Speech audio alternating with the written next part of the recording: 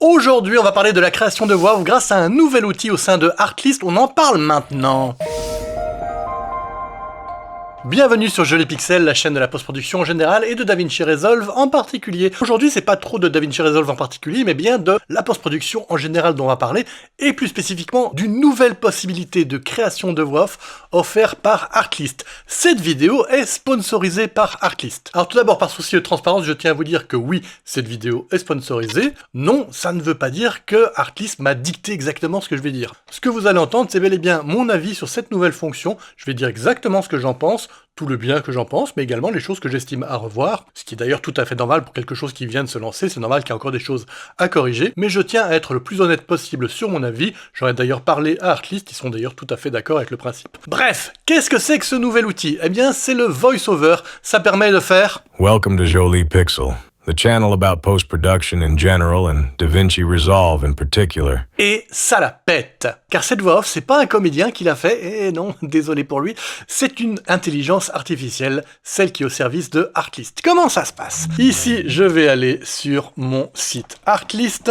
et on voit qu'il y a une nouvelle partie. Ah oui, en fait, pour ceux qui connaîtraient pas Artlist, c'est une bibliothèque, on va dire, une bibliothèque à la fois de musique, de sons, d'images, d'archives, de stock footage, des templates aussi, enfin bref, c'est plein de choses qui sont très utiles en post-production, et dorénavant, il y a un nouvel onglet qui est VoiceOver. Je vais directement aller sur VoiceOver, et la première chose qu'on voit ici, c'est la partie catalogue de voix.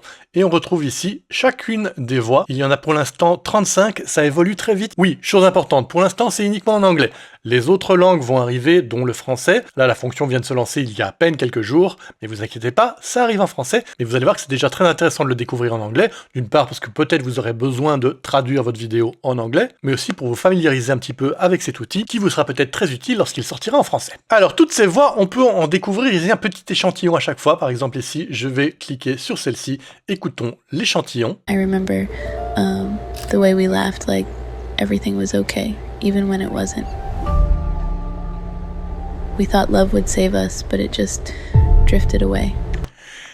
Je sais pas ce que vous en pensez, mais franchement, la qualité de cette voix, c'est hallucinant de se dire que c'est pas une comédienne qui a fait ça.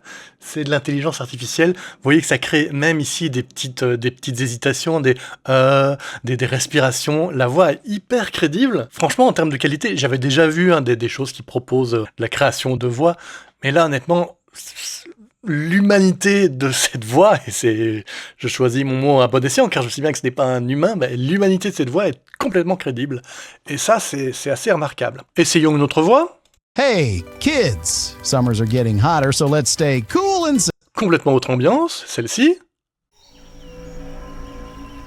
In the heart of the Amazon, a lost tribe thrives in harmony.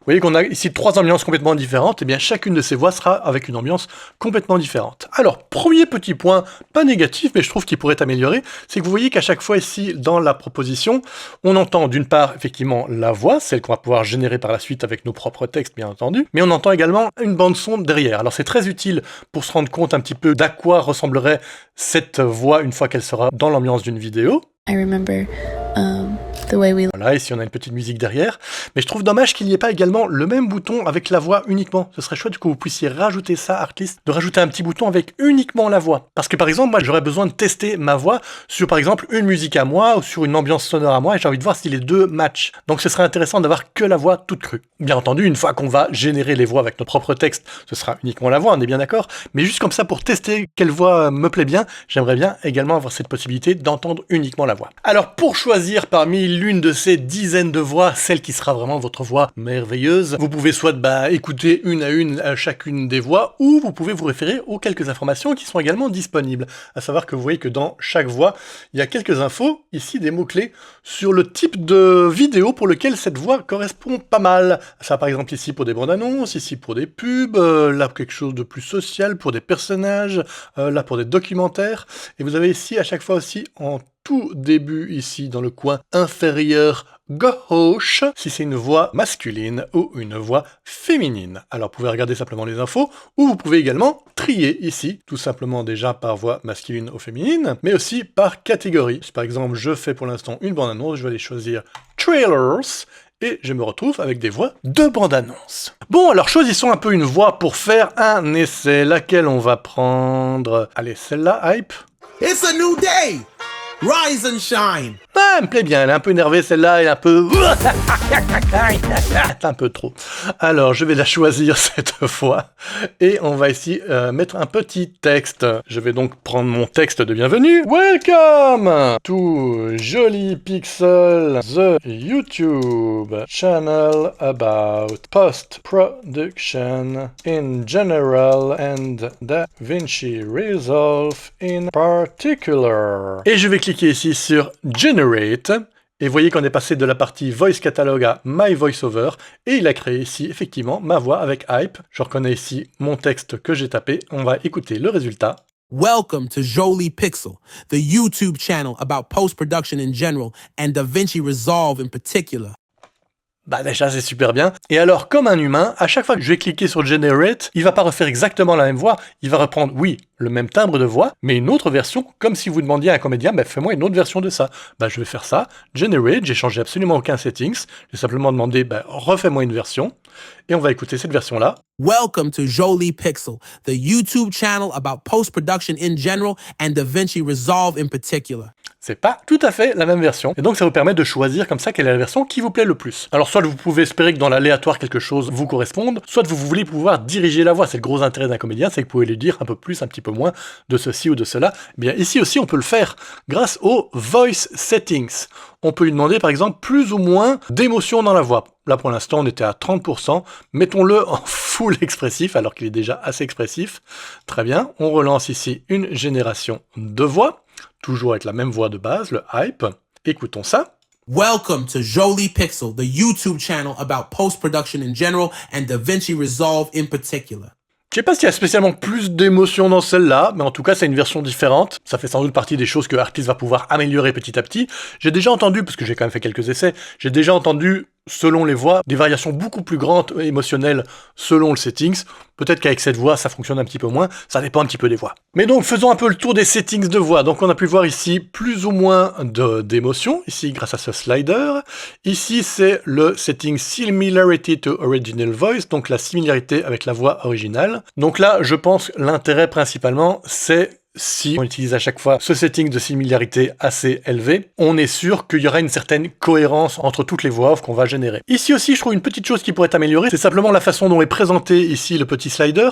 Ça va de 0% qui est très similaire à 100% qui est moins similaire. Je pense que c'est assez contre-intuitif. Pour moi, 0% c'est moins similaire et 100% ce serait plutôt très similaire. Donc je trouve qu'il faudrait juste inverser un petit peu le fonctionnement de ce slider, ce serait beaucoup plus intuitif. Et enfin, dernier réglage, c'est le boost de style, donc c'est pour, j'imagine, encore mettre davantage en avant le style particulier de cette voix. Je suis pas sûr de tout à fait comprendre la différence avec la partie mettre plus ou moins d'émotion.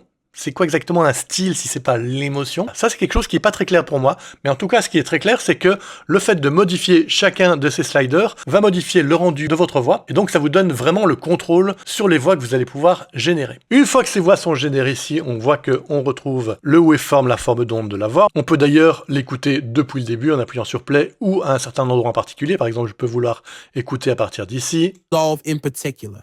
Voilà, et ici je retrouve la phrase que j'ai enregistrée, ce qui est pratique lorsqu'on aura créé plusieurs voix, on peut retrouver facilement la phrase qu'on a enregistrée. Mais on peut voir qu'actuellement, donc là je vois ma phrase en entier, mais même si avant j'avais ma phrase en entier, je la vois pas ici en entier, c'est une version réduite, ce qui est assez normal parce que des fois on enregistre des très longs textes, donc on n'a pas la place de mettre un très long texte. Donc pour voir le texte en entier, on appuie ici pour voir une version déroulée avec plus de texte ou pas plus de texte.